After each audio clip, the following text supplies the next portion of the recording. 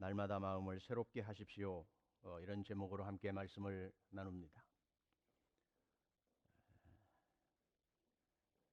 아마 오늘 이 말씀을 천천히 읽고 들으면서 무슨 내용인지는 설명하지 않아도 이미 다 이해가 되었을 것입니다.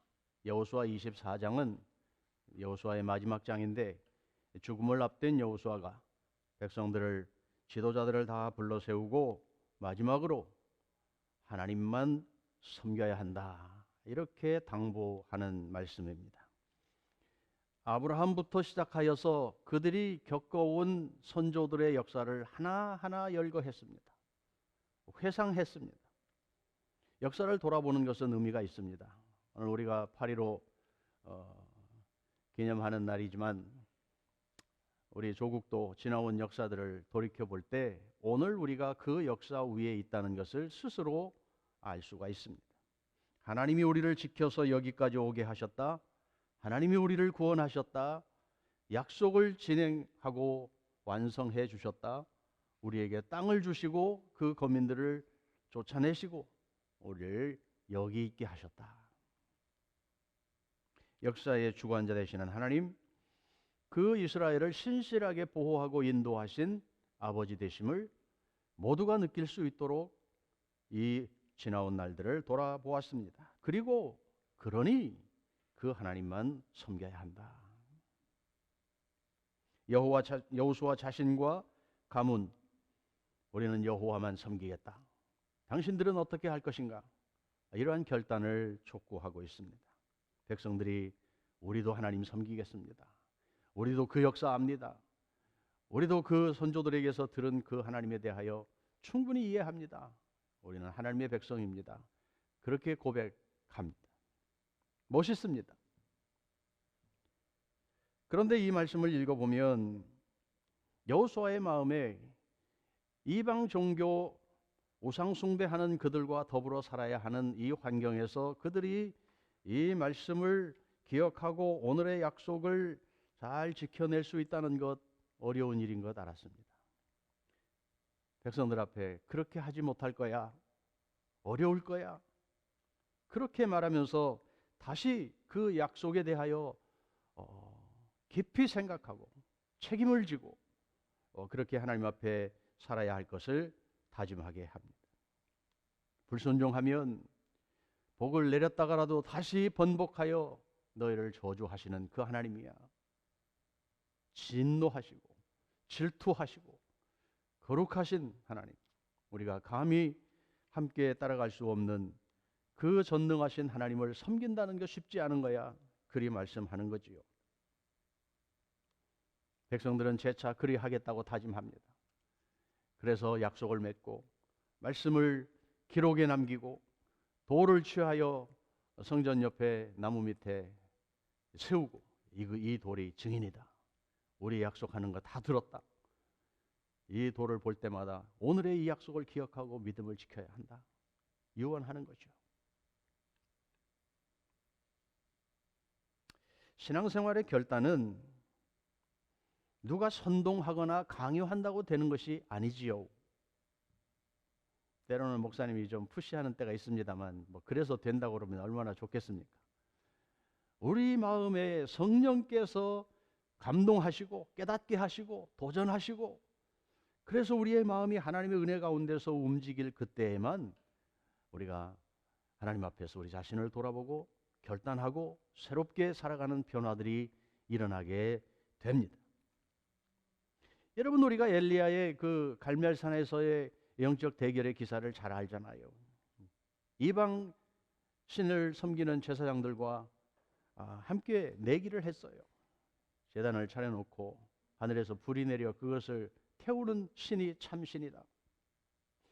지금 엘리야가 이 살아가는 아합 왕 시대에 우상 숭배가 가장 심했고, 또 제사장들을, 선지자들을 핍박하고 죽이는 일이 있어서 엘리야도 생명의 위협을 느끼는 그 상황에 목숨을 건 도전을 하고 있는 것입니다. 너희가 어느 때까지 두 사이에서 머뭇머뭇하려느냐? 여호와가 만일 하나님이면 그를 좇고 바알이 만일 하나님이면 그를 좇을지니라.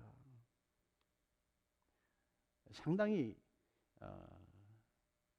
심한 말입니다. 듣는 사람이 부담스러운 말입니다. 하나님의 백성들임에도 불구하고 어정쩡한 자세로 할 수 없이 주변 사람들이 살아가는 방법대로 바알도 섬기고 하나님도 놓을 수 없고 그리 살고 있는 백성들에게 둘 중에 하나만을 선택하라고 도전하는 것입니다. 결론은 하나님께서 보여주셨지요. 불로 역사하셨습니다. 850명의 이방 종교 리더들이 하지 못했던 일 혼자 엘리야가 기도하여 하나님의 응답을 받았습니다. 눈으로 그 일을 본 백성들은 하나님께서 함께 하시고 보여주신 그 증거로 인해서 가슴이 뛰었습니다. 마음이 움직였습니다. 여호와가 참신이다. 깨달았습니다. 여러분, 그러면 나라가 바뀌어야 하지 않습니까? 이 정도 경험을 통해서 하나님을 눈으로 경험할 수 있었다면 우리 인생도, 개인적인 인생도 바뀌어야 하고 그 공동체가 정말 하나님을 하나님답게 인정하고 살아가야 하지 않습니까? 얼마 가지 못했습니다.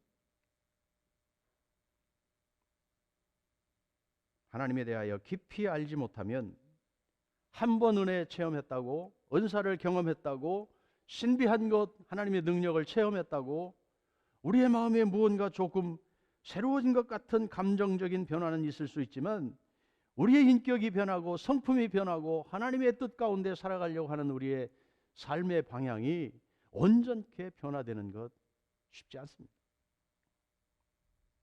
자기와의 싸움도 필요하고 하나님이 누구인지 깊이 공부하고 배우고 경험하는 그 일들을 통하여 우리가 하나님을 알아가는 것이기 그렇습니다. 엘리야 시대의 아합 왕입니다. 아합 왕은 바알을 섬기는 제사장의 딸 이세벨과 결혼했습니다. 그러니까 이방 종교 제사장의 딸을 아내로 맞은 거예요. 이거 참 어려운 일입니다. 이게 믿음이 하나가 되지 못하는 가정에서 겪어야 하는 아픔입니다. 배나 노력을 해야 하는데 아합 왕은 이세벨에게 잡혔어요. 본인이 바알을 숭배한 것은 물론이고 나라 전체가 바알을 국교로 섬기게 되어버렸습니다. 바알 산당은 늘어나고 여호와의 단은 헐리고 선지자들은 죽었습니다. 모든 왕보다 더 악한 왕이라고 성경은 기록하고 있습니다. 이 아합 왕, 이세벨, 이들을 향하여 엘리야가 지금 도전하는 거예요. 물론 종교 지도자들과의 싸움이었지만 사실은 결정할 수 있는 그 리더 앞에 바로 살아야 한다, 하나님을 섬겨야 한다, 그리 말하고 있는 것이지요. 우리가 하나님에 대하여 배우자, 성경을 좀 깊이 공부해보자. 성경이 하나님이 우리에게 주신 유일한 하나님을 알 수 있는 그 도구이기 때문에 그러죠. 우리 선배들의 역사이고 하나님이 일하신 역사이고 지금도 그 말씀을 묵상하며 우리에게 들려주는 하나님의 음성을 듣는 역사들이 있기 까닭에 우리는 하나님을 알 수 있는 길은 우리에게 주신 성령, 성경, 그리고 우리에게 오셔서 깨닫게 해주시는 성령의 역사, 이것밖에 없습니다.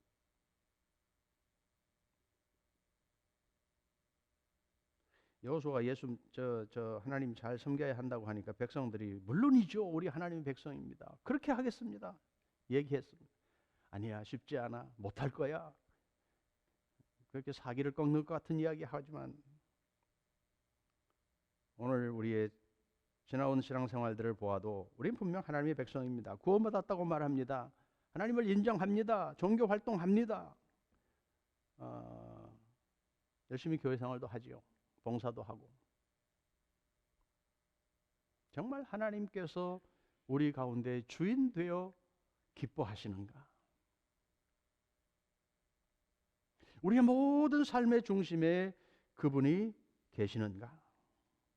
이것은 교회 안에서의 활동만을 말하는 것이 아니라 우리가 살아가는 모든 삶의 형편에서, 직장에서, 가정에서, 친구들과의 관계에서, 뭐 사람들이 많이 없는 그곳에서 하는 그 모든 일 속에 하나님의 임재가 경험이 되고 있는가, 그런 차원의 삶을 이야기하는 것입니다. 여호수아 24장 19, 20절 오늘 읽었습니다만, 여호수아가 백성에게 이르되 너희가 여호와를 능히 섬기지 못할 것은 그는 거룩하신 하나님이시요 질투하시는 하나님이시니 너희 잘못과 죄들을 사하지 아니하실 것입니다. 만일 너희가 여호와를 버리고 이방 신들을 섬기면 너희에게 복을 내리신 후에라도 돌이켜 너희에게 재앙을 내리시고 너희를 멸하시리라. 제한된 피조물이 창조주이신 하나님을 이해하고 그 앞에 예배하고 섬긴다고 하는 것은 많은 제한이 있습니다. 한계가 있습니다. 우리의 지식이 너무 제한되어 있는 거예요. 내 나름대로 열심히 하지요. 그러나 정말 하나님께서 받으실 만한 예배를 우리가 드리고 있는가? 우리의 생활의 예배를 드리고 있는가? 이런 것들은 다시 점검해 보아야. 백성들이 결단하는 것 쉽게 하지 말고 자기 결정에 책임을 져야 한다고 재차 확인시키며 그렇게 이야기하고 있는 여호수아의 마음을 우리가 좀 알아야. 이스라엘의 역사에 많은 날들이 하나님의 이름을 기억하지도 못하는 시대가 있었습니다. 이게 이해가 되십니까? 하나님이 선택한 백성입니다. 하나님의 은혜를 경험한 자들입니다. 하나님 앞에 최선을 다해 살려고 하는 그러한 노력들이 있었던 사람들입니다. 그런데 그 하나님을 잃어버리는 때가 있단 말이에요. 이게 누구 책임입니까?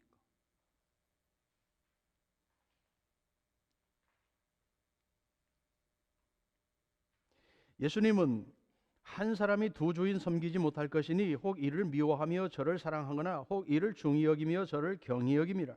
너희가 하나님과 재물을 겸하여 섬기지 못하느니라. 세상과 하나님 함께 섬길 수 없다고 지금 강하게 하나를 선택하라는 거예요. 그 나라와 의를 구해라. 뭔 먹을까 마실까 그거 이방인들이 구하는 거다. 그렇게 설명하시면서 하나님 나라의 마음을 두고 살라고 말하고 있는 겁니다. 아마 우리 함께 예배하는 우리 모두는 이 말씀에 토를 다룰 수 없을 거예요. 우리 다 그렇게 하기 원합니다. 그래서 오늘 여기까지 왔습니다. 나는 최선을 다하고 있습니다.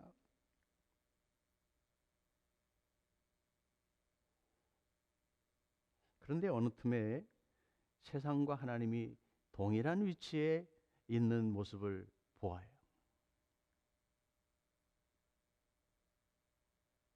내 생명을 주장하시는 하나님의 절대 주권을 인정하는 입술의 고백은 있는데 무엇을 먹을까 마실까 그 제한적인 것들 때문에 우리의 의지의 결정이 흔들린다. 수중에 돈이 없으면 하나님께 향하는 우리의 고백도 흔들린단 말이에요. 이게 우리의 사실이죠. 그게 잘못되었다고 말하면 좀 지나칠 거예요.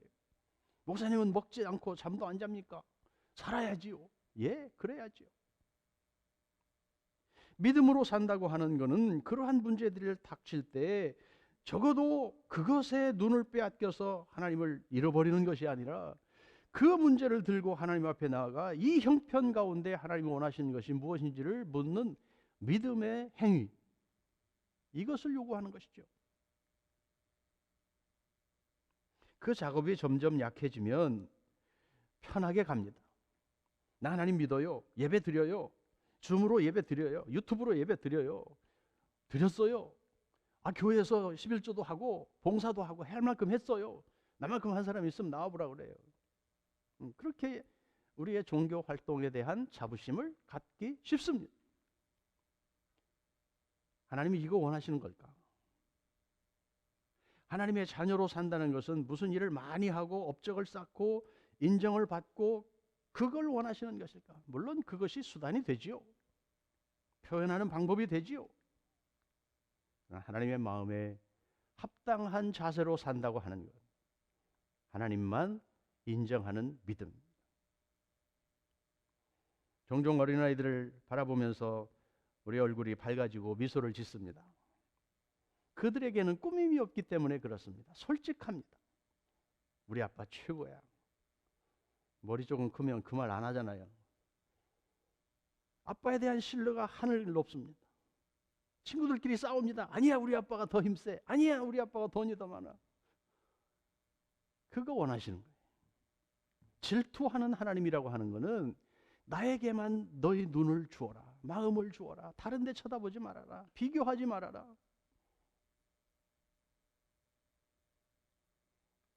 우리가 하나님 앞에서 그런 순수함으로 예배하고 봉사하고 하나님을 인정하고 어떤 형편에서든지 그 하나님이 나의 삶의 주인 되심을 연습하는 우리의 삶이 날마다 지속될 수 있기를 주의 이름으로 부탁합니다.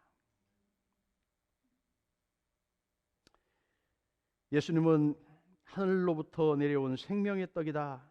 누구든지 그의 살을 먹고 그의 피를 마시고 연합하면 그를 통하여 생명을 얻고 빛에 거하게 된다 말씀해 주셨습니다. 먹고 마신다는 것은 하나가 되는 거예요. 술을 많이 마시면 술과 내가 하나가 되는 거예요. 고기를 너무 좋아해서 고기만 많이 먹으면 내 몸의 세포 하나하나가 다 그 맛을 기억하고 고기 사람으로 변화되는 거예요. 하나 되는 거예요. 무엇을 생각하고 무엇을 추구하는가, 무엇을 먹는가, 어떻게 살아가는가, 이건 나를 결정하는 것입니다.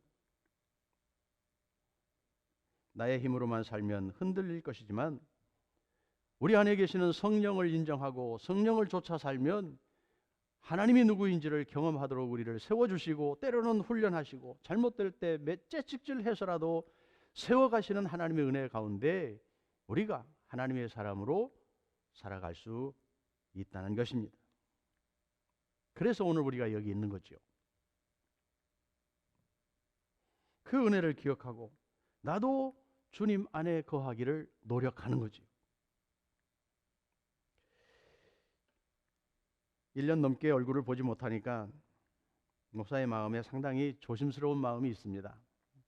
이러다가 예배 생활이 해이해지고 하나님에 대한 생각도 좀 무뎌지지 않을까. 뭐 이렇게 예배했다고 도장 찍는 일 집에서도 할 수 있는데 구태여 뭐여라고 나 어려운데 뭐 내가 돈 얼마 내지 않아도 하나님이 돈이 없어서 나에게 헌금하라고 하나. 우리의 생각은 참 그렇게 잘 돌아가요. 하나님을 잃어버리는 시대가 어느 날 갑자기 오지 않았습니다. 점점 환경에 적응하고 주변 사람들의 길을 함께 포용하고 하나 되고 섞이고 그렇게 한 발 두 발 달라지는 거죠. 그래서 우리는 날마다 우리의 마음을 새롭게 하는 작업이 내 스스로가 되어야 합니다. 하나님을 인정하는 믿음, 그를 붙들고 살려고 하는 의지적인 결정, 이것이 하루하루 지속될 때 하나님을 아는 것이 더 깊어지고 은혜의 체험도 깊어지고 이게 신앙생활 하는 것이구나, 이런 걸 맛보게 되는 것입니다. 바울의 권면을 들어보십시오. 너희는 믿지 않는 자와 멍에를 같이 하지 말라. 의와 불법이 어찌 함께하며 빛과 어두움이 어찌 사귀며 그리스도와 벨리알이 어찌 조화되며 믿는 자와 믿지 않는 자가 어찌 상관하며 하나님의 성전과 우상이 어찌 일치가 되리요. 우리는 살아계신 하나님의 성전이다. 이 말씀 잘못 이해하면 세상 사람들하고 말도 섞지 말고 고고하게 따로 살아야 되나 이런 고민할 때가 있습니다. 그래서 수도원으로 들어가야 되나? 본질적으로 우리는 하나님 은혜 가운데 살아가는 사람들입니다. 그래서 아직 그 은혜 가운데 들어오지 못한 자들과는 분명 구분되는 것이 있지만 이미 빛 가운데 있는 자이기에 어둠을 멀리할 이유가 없습니다. 어둠이 가까이 가면 빛이 가까이 가면 어둠이 빛으로 되는 것이 마땅하지, 그 어둠이 우리를 삼켜서 빛을 잃어버리게 하는 것은 그렇게 쉽지 않습니다. 하나님이 우리 가운데 계시면 우리는 세상을 바라보아야 하고 나가서 복음으로 그들을 새롭게 해야 하고 영향력을 끼쳐야 하고 그리스도께서 우리를 위하여 자신을 내어주신 것 같이 우리는 그러한 사명을 가진 사람으로 세상을 볼 수 있는 눈이 우리에게 열려야 바로 살아가는 것입니다. 이것은 하나님을 선택하기 위해서 세상을 버려라 말하는 표현이지만 그 세상이 죄 가운데 있기 때문에 망해버려야 하는 세상이고 하나님과 상관없는 세상이라고 단정하라는 말이 아니지요. 주변에 아직 예수 믿지 못하는 사람들이 있으면 여러분 불쌍히 여기는 마음 가지고 나에게 주신 책임이라고 생각하고 눈물 뿌려 기도하는 작업이 우리에게 있어야 마땅합니다. 믿으면 좋고 그렇지 않아도 좋고 내 책임 아니라고 생각하면 하나님의 마음이 우리 가운데 있는 것이 아니지요. 거룩하다는 것은 하나님이 없는 세상이지만 그 세상과 구분된 삶을 살아 생명이 무엇인지를 보여내는 작업이 필요한 것입니다. 하나님 아버지를 모신 우리들이 곧 성전이다, 하나님의 집이다, 이 말의 의미를 우리는 깊이 생각하고 나 혼자 교회 생활하다가 천국 가면 되지, 이 차원의 신앙생활이 아니라 하나님과 함께 생각하고 함께 살아가는 이 시대에 하나님이 하실 일들을 나에게 위임해 주셨다고 그 손과 발이 되어 일하겠다고 하는 하나님께 눈을 고정하고 살아가는 주의 백성들이 되어 가야 할 것입니다. 예수님 천국에 대해 말씀할 때 이런 이야기 했습니다. 천국은 마치 밭에 감추인 보화와 같다. 사람이 이를 발견한 후 숨겨두고 기뻐하여 돌아가서 자기 소유를 다 팔아 그 밭을 샀다. 또 천국은 마치 좋은 진주 구하는 장사와 같은데 극히 값진 진주 하나를 만나며 가서 자기 소유를 다 팔아 그 진주를 샀다. 무슨 말인지 이해가 되죠? 더 소중한 것을 발견한 사람은 지금 나에게 있는 것, 이것 다 처분해서라도 이 소중한 것을 갖기 위하여 결단한다는 것입니다. 물론 내 것 뭐 정리하고 집 팔고 돈 팔고 뭐 하는 것 번거롭기도 하고 아깝기도 하고 의미 있는 것도 잃어버려야 하기도 하고 서운한 게 많지요. 그러나 보화가 감추어진 밭 발견했다. 진주 정말 귀한 진주 발견했다. 이거 꼭 사야 되겠다. 천국 내가 정말 이 모든 것을 투자하여서라도 놓치지 않아야 하는 하나님 품이다. 이 가치를 인정한다면 오늘 우리의 신앙생활이 조금 눈이 더 열릴 수 있지 않겠는가, 이런 기도를 하는 것이지요.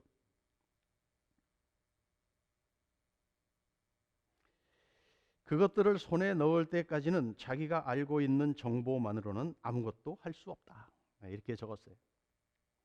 머리로 아는 것, 옆에 집에 갔더니 이거 정말 싸게 샀던데, 좋은 건데, 나도 갖고 싶은데, 이거 아는 것으로는 나에게 아무런 도움이 되지 않아요. 예수 믿으면 영생을 얻는데, 구원을 얻는데, 하나님 복을 주신대, 아유 그게 좋은데, 내가 그 자리에 들어가지 않으면, 결단하지 않으면, 내가 그것을 소유하지 않으면 지식은 아무런 힘이 되지 못합니다. 저와 여러분이 하나님 앞에 기왕 하나님의 백성으로 살아가는데 주변 것들의 마음 흔들려서 두 마음 품은 자처럼 방황하지 말고 하나님 안에서 기뻐하고 즐거워하고 그 능력으로 세상을 이기며 살아가는 주의 백성들이 되기를 축복합니다. 에베소서 5장 8절, 너희가 전에는 어둠이더니 이제는 주 안에서 빛이라.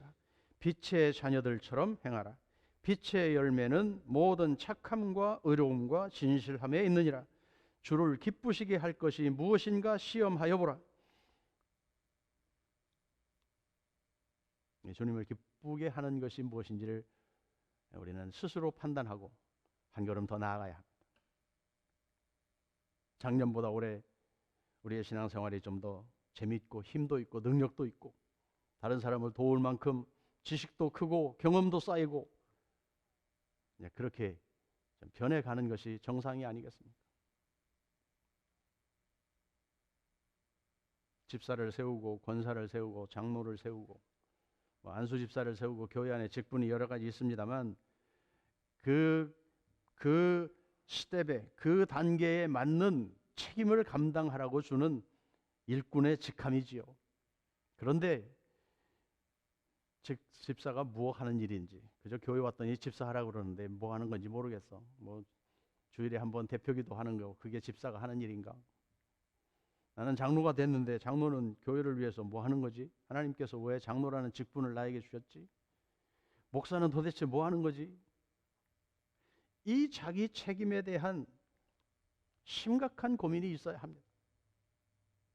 모든 성도들이 하나님의 성전으로 살아간다고 하는 것은 무슨 일을 하는가 하는 것보다 나의 삶의 그 중심에 주님이 함께 거하시는가, 이 영적인 사실에 대하여 내가 이해가 있는가, 주님을 대표하는 자로 살고 있는가. 여러분, 우리가 얼굴을 대면하지 못하지만 나의 삶의 구석구석의 영으로 임재해 계시는 하나님 앞에서 이 삶의 훈련이 솔직하고도 깊이 있게 경험되는 시간들이 될 수 있기를 축복합니다. 이건 내가 하는 겁니다. 목사가 도와줄 수 없어요. 교회가 여러분을 도울 수 없어요. 하나님 앞에서 솔직하게 엎드려 기도하고 씨름하고 하나님을 만나는 일이 필요해요. 요즘 교회 생활만 하다가 영적인 일에 대하여 눈이 열리지 않은 채로 세상을 마치는 사람들이 너무 많아요. 안타까워요. 저도 한심스러울 때가 있어요. 목사가 이렇게밖에 할 수 없다고 하는 것이 너무 한심스러운 거예요. 하나님 앞에 죄송하고 하나님에 대하여 안다고 하는 것이 너무 제한된 우리들인데 아직도 발걸음을 내딛지 못하는 어린아이 단계에서 나는 만족해요, 나는 좋아요, 이 정도면 좋아요, 하나님 이 정도면 은혜가 있으니 좋아요, 먹고 살만하니 좋아요, 이러다가 하나님 앞에 어떻게 있을 것인가, 이런 다급함이 생기는 때가 있습니다.